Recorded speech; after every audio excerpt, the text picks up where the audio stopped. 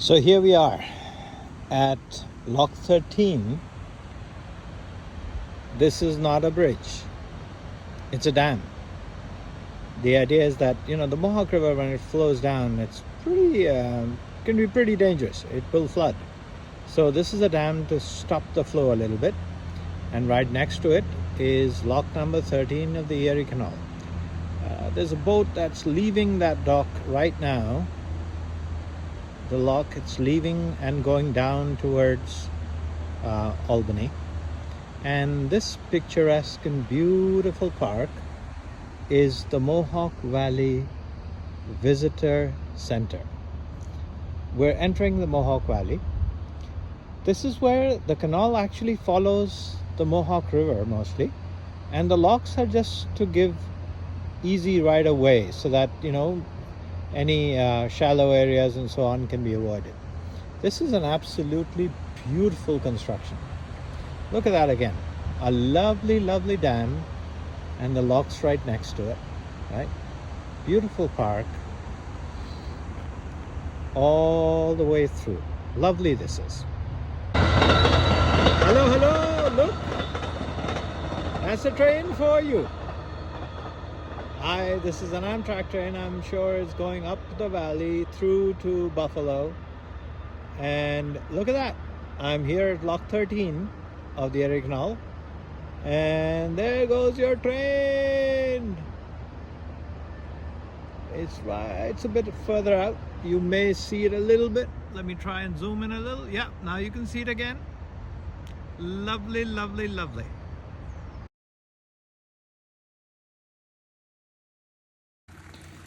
Here I am, Lock 22 of the Erie Canal. You can see the level of the water on this side and the level of the water on this side isn't quite the same. Obviously, that's why the lock, right?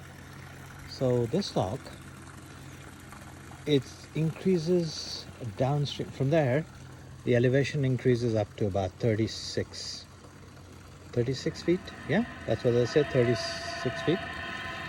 Sorry, not 36. This one is a 24-foot lock.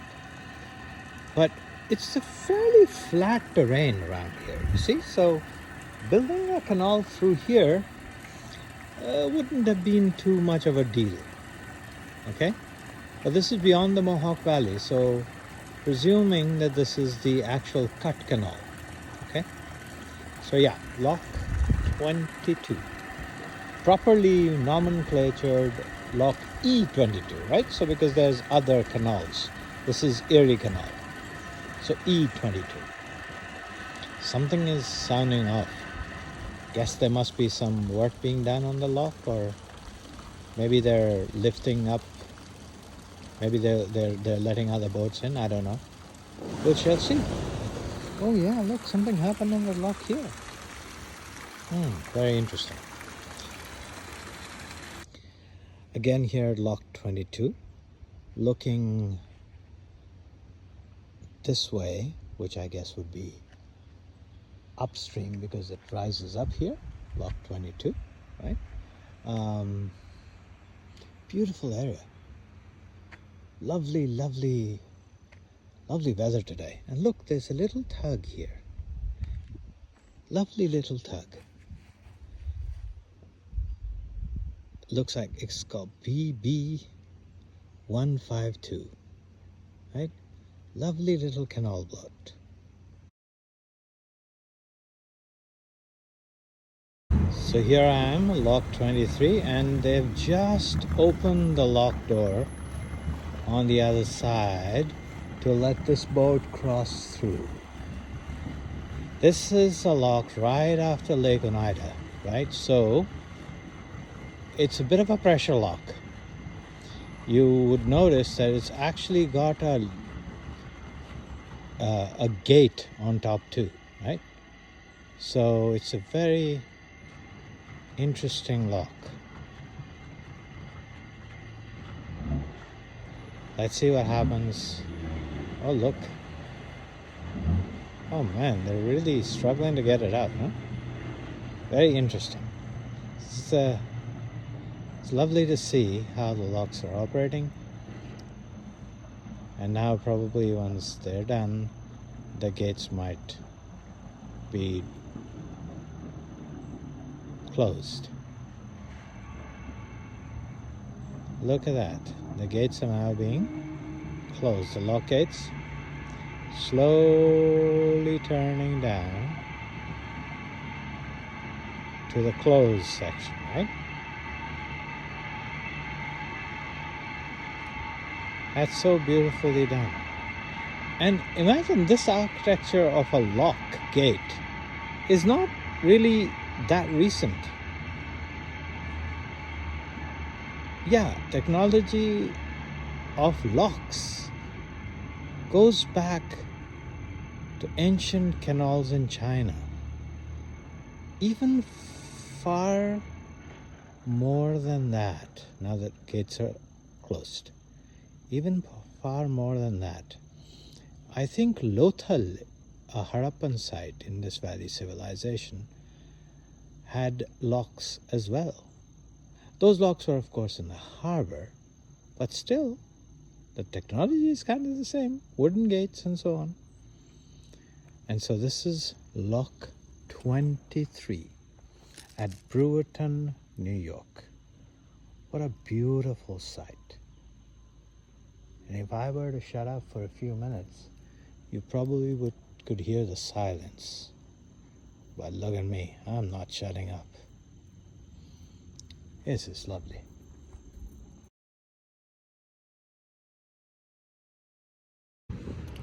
So here we are at Lock 24 at Seneca River.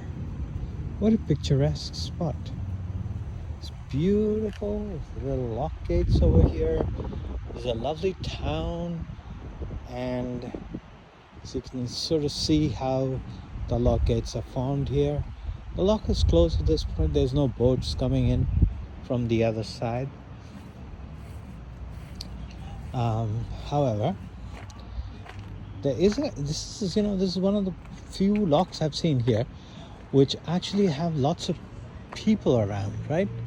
There's even restaurants around here. Very, very interesting place. What's it called? Angry Smokehouse. I'm almost tempted to eat here, but lovely. And it's not time to eat yet, but wow, look at that. Beautiful flow, very calm day. And here is lock number 24. There's a big guard gate. So the idea of this guard gate is that if there's a surge from the lake, right? Because this is just literally one block away from Oneida Lake. So if there's a surge, they can drop this guard gate down, right? And they keep the locks closed, get the lock gate down so that the water doesn't, if the lock gate malfunctions, the water doesn't rush into the other parts of the canal, right? So that's the function of this wonderful lock gate. All right, here we are, Lock 24.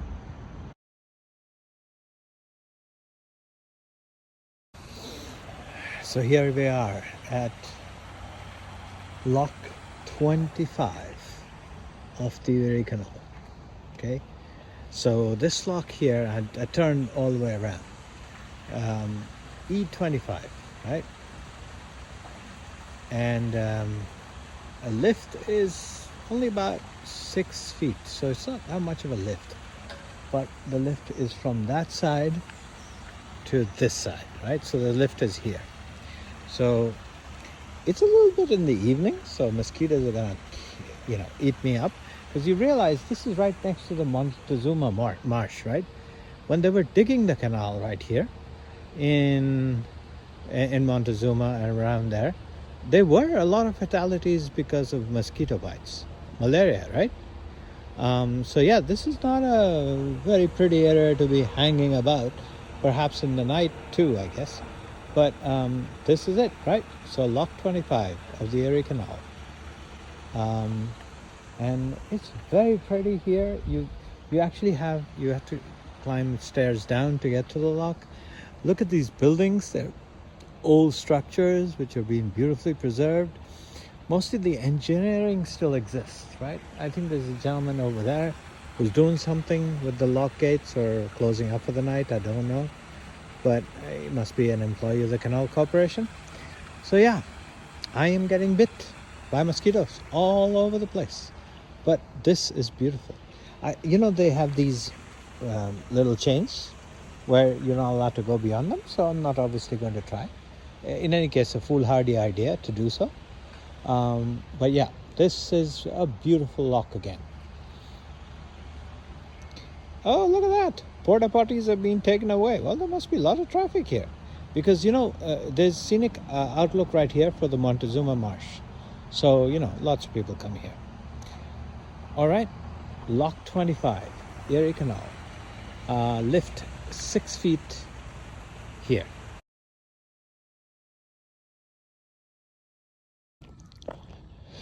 So this is an early morning, not really early morning, about 10 o'clock or so, at Lock 26 of the Erie Canal. So another thing to note about these canal systems is it's no longer about commerce, really. The gentleman at the lock was telling me it's more about controlling water flow using equipment that is about, dated at about 1901, 1902, maybe 1910, about that. And so, there was a fish jumping. This is, by the way, I saw quite a few fishermen at Lock 25 yesterday. This canal, as you can see here, there is very little, water change, maybe about 6 feet. But the lock is still in use and will be in use, I think, all through. They don't shut down these particular locks because they're close to Lake Erie. So I can hear Canada geese in the background. They're on their way. Yeah. The gentleman at the lock was telling me the winter obviously down south, and they're flying through here. You may see some specks. Yeah, you may see some specks flying. Yeah, these are actually they sleep the night in the cornfields behind us, and they're making their way south. So yes, Lock 26 of the Erie Canal, the first of the day today. I'm going to try and do all 35. All until 35. Beautiful, beautiful day. Lovely weather. I think I'm going to have to take off the jacket. This is October. My goodness. Weather patterns are strange these days. Beautiful, serenic place. Lovely old gear that holds the locks in place. Lock 26 of the Erie Canal. Oh, here we are. Lock 28A. Lock 28A. There is a massive difference in the level, as you can see below and as you can see above. There's a river there's a lake that's flowing through. Water from the lake flows through. So they have to create two locks. That's why 28A and 28B. We're looking from the downward side or the lower water side on 28A. This is from the upper side of Lock 28, and there's a little boat over there ready to go across the lock. I think they're going to go downward, right? And there's a big, like I said, a drop. It's a lovely, lovely place, and Lockmaster was kind enough to give me a little tour of how the pumps work, and it's quite intricate, wonderful design, and they all are operated from really old machinery. Yeah, 12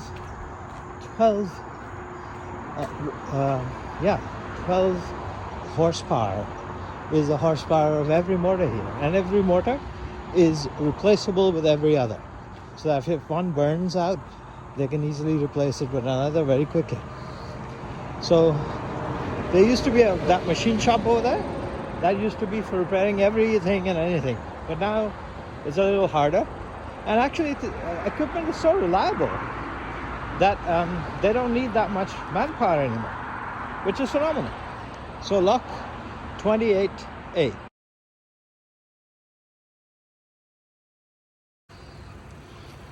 And right here, this is a very nice outlook.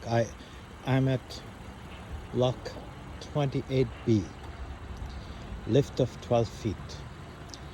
This is one of the few locks where I can show you the entire lift to drop. Okay, and it's really beautiful. Again, the same blue and gold colors, the same 12 horsepower pumps.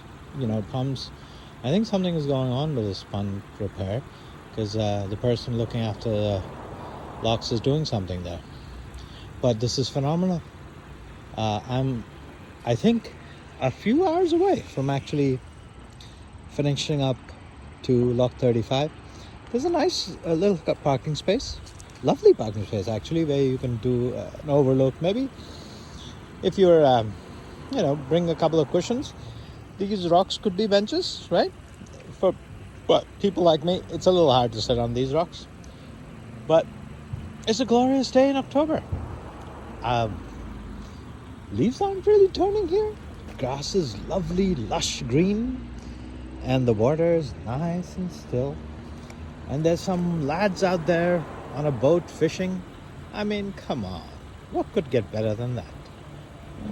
And so this is lock 28B, Erie Canal.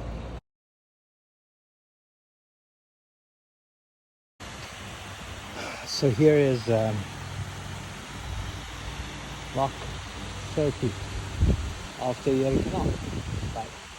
And the one thing that I actually never thought about, and I should have, who cuts this grass? And now today I see somebody with a big tractor way down there cutting, trimming the grass. You have to, I mean, after all, how do you maintain this, right? So this is lock 30, and again you can see the lock is sort of level, is low here, and is being built up a bit. This town is called Macedon, and it was settled in 1789, they say. So it is, a lot of these towns are actually just, canal towns. So it's lovely to see them. Beautiful. Lock 30 it is.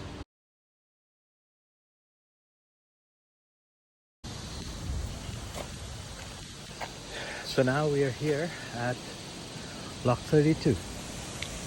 Lock 32 of the Erie Canal. And it's a fair bit of a walk from the parking lot to get here. But this lock is, it seems a little bit more engineered almost, right? It's a long lock. I mean, I'm sure the locks are both all the same size, but the canal outside, or going further out from there, is fairly long. It's, again, sort of tucked away right next to a highway, but a lovely place. Right now, water's being filled into the lock. We can't actually see it from here, but I will try to move things a little. Look, there's a little info booklet, right? Let's open that and see. Oh, look at that. There's an Erie Canal Activity Kids Kit. And there's a map and guide. Very good. Which, I have, but Erie Canal must-see guide. Well, there we go, something for people to do. A must-see guide. I'll take one, right?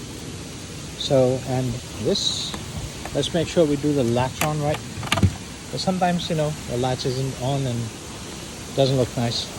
Oh, look, little benches here. There's an overlook, so I'm going to go to the observation deck and take a couple more videos. Oh, look at that. This observation nest with a little bench. I have a significant fear of heights. I didn't know I had that. But as I do, getting up the stairs was interesting. But anyways, this is nice. Look. Oh, there's some announcements going on. And the, as you can see, I don't remember seeing a gate that close to a highway. Yeah, the highway literally runs, the gate runs literally under the highway. Very interesting. And if it were not for this wonderful field, you could possibly see a little bit more downstream, right? So here, I think, is the higher end, and there is the lower end. And so yeah, here it is, Lock 32 from the observation desk. Water looks so lovely.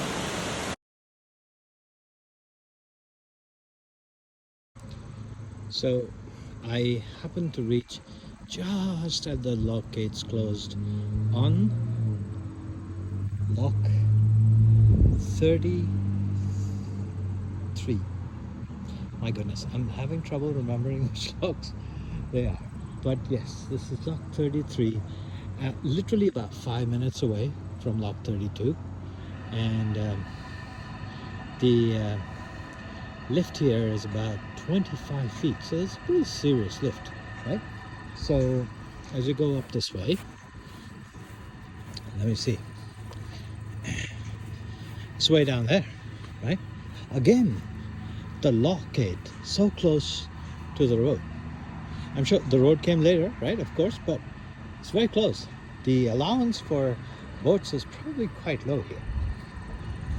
And so as you look down there, a long lock, and when we are moving that way, now that way is probably just straight out, maybe another 60-70 miles up until the next lock, which is Lock 34 and 35 together, Lockport.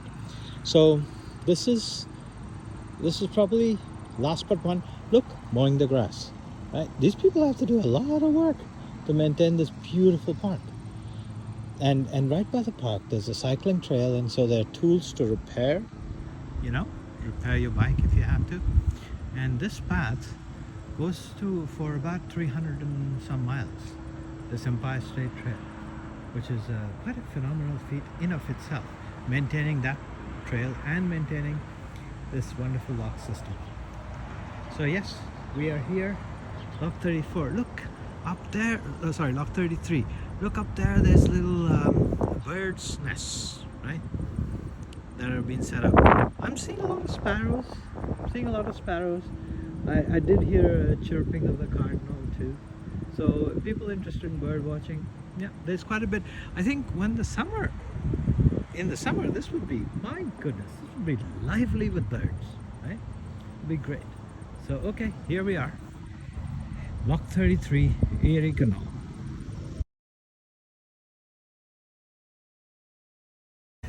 So here I am at Lock 34 and 35. Actually, I'm looking here at the older flight. So there's a flight of 5 locks here. If I were to come this way, you can kind of see them. These are 5 locks. These are the oldest locks, right? 15 feet by 20, 30 feet. And they have to climb up a 60 feet ledge from over there to up here, because the water here is coming from Lake Erie. Okay, source is Lake Erie. And so as you can see, these are the old locks. Now the new locks are being opened because there is a boat about ready to go through. That they transferred all the 5 locks into literally 2 locks, okay, because of new technology, right? Now let's quickly come and see. I am so scared of going through these things, so I'm not going to look down. But okay, look at that. These are the 5 locks right here, right? Going all the way down, and let's watch this boat being pushed down. And this is the New York Barge Canal now, right? So they're side by side. They're going to be going down about 30 feet here. You can see the water is going down. I'm not sure I can show you. The water is kind of going down. The pumps are pushing it down. It's like a lock operator lockmaster, I guess, told me this beautiful analogy. She said, well, it's kind of like a bathtub, you know? They pull out the plugs and the water goes down. They put back the plugs, the water fills up. It's not as simple, but it makes kind of sense, right? So there we go. These are lock 34 and 35. Up here, this is lock 34. The one below this one is lock 35. And this is a rise of 60 feet to meet with the level of Lake Erie and to be done with what is called the Niagara Escarpment. So here we go. Wow, look, somebody's a picture taker. Here we go. That's lock 34. This one will be 35. And there we go.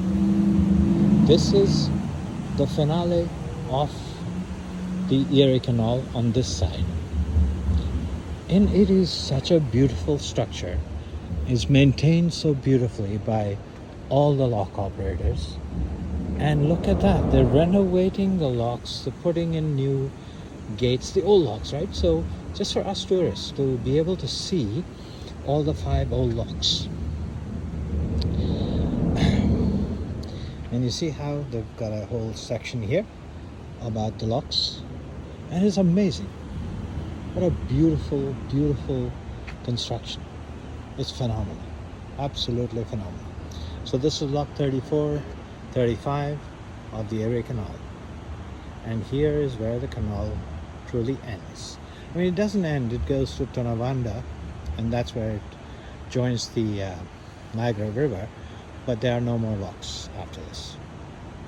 So this is lock 34, 35 of the Erie Canal.